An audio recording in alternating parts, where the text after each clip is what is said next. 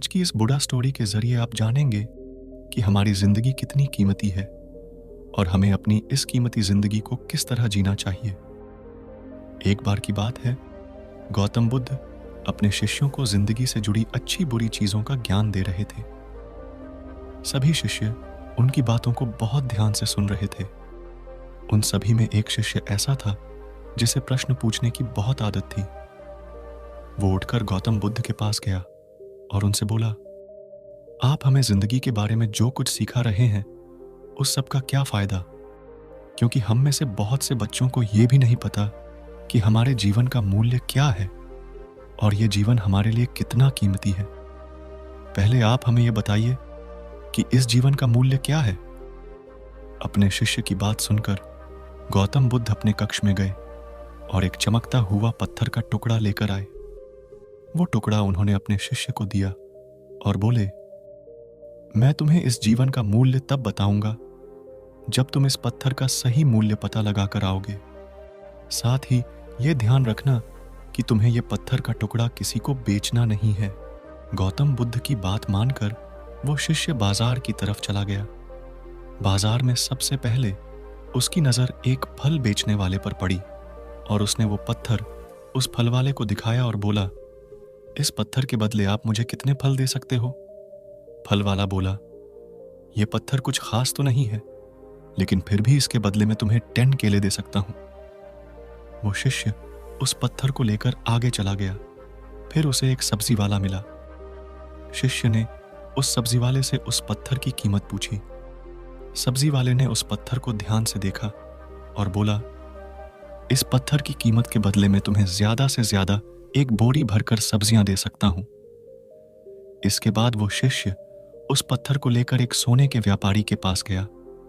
उस पत्थर की टुकड़े की चमक देखते ही उस सुनार ने उसकी कीमत 100 सोने के सिक्के लगाई। शिष्य ने वो टुकड़ा बेचने से मना किया तो वो सुनार उसके बदले 200 सोने के सिक्के देने को भी राजी हो गया, लेकिन शिष्य ने वो पत्थर नहीं बेचा। इसके बाद वो शिष्य एक हीरों के व्यापारी के पास गया और उनके सामने उसने वो पत्थर के टुकड़े को रख दिया। उस पत्थर को देखते ही हीरों के व्यापारी ने एक साफ कपड़ा बिछाया, उस पत्थर को उसके ऊपर रखा, फिर उसकी परिक्रमा की और हाथ जोड़कर उस पत्थर को कपड़े में लपेटते हुए वो बोला, तुम जिसे मामूली पत्थर समझकर उसकी कीमत पूछ रहे हो, असल में यह एक बेशकीमती रूबी है। ऐसा रूबी हर किसी को नहीं मिलता। मैं अगर अपना सब कुछ बेच भी दूं तो भी इसकी कीमत नहीं चुका सकता। उस व्यापारी की बातें सुनकर वो शिष्य हैरान हो गया। वो दौड़ा दौड़ा सीधा बुद्ध के पास आया और उन्हें उसने जो कुछ भी बाजार में हुआ वो सब बताया। उसकी अचरज भरी बातें सुनकर गौतम बुद्ध बोले, तुम्हारे सवाल का जवाब इस रूबी की कीमत में ही छिपा है। हमारा जीवन भी एक रूबी है। रूबी की तरह यह भी बेशकीमती है, लेकिन हम इस बात को हमेशा नजरअंदाज करते हैं और अपने जीवन का मूल्य नहीं समझते।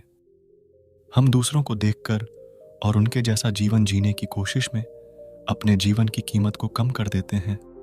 हम ये सोचते हैं कि हमारी जिंदगी की कीमत वही है जो दूसरे हमें बताते हैं, लेकिन ये बात हमेशा ध्यान रखना कि सामने वाला अपनी हैसियत, बुद्धि और अपनी समझ के हिसाब से तुम्हारी कीमत लगाता है। सीख जो हमें गौतम बुद्ध की प्रेरणादायक कहानी से मिलती है, जिंदगी सिर्फ एक बार मिलती है, इसलिए इसको बर्बाद ना करें।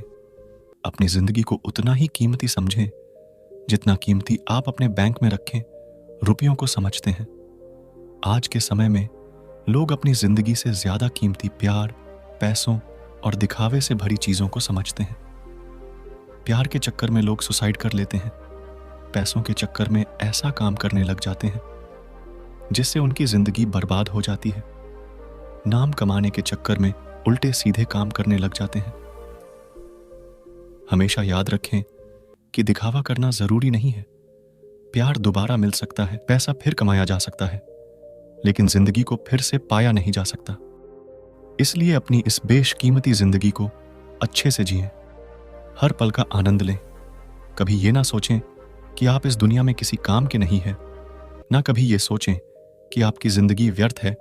आपके होने या ना होने से कुछ फर्क नहीं पड़ता। जब भी ऐसे नेगेटिव विचार आपके मन में आए तो खुद को बस ये याद दिलाएं कि जीवन एक रूबी है और ये बेशकीमती है। तो दोस्तों, गौतम बुद्ध और उनके शिष्य की ये स्टोरी अगर आपको अच्छी लगी हो तो हमारे इस चैनल को सब्सक्राइब जरूर कर ले। लास्ट तक हमारे साथ बने रहने के लिए धन्यवाद दोस्तों।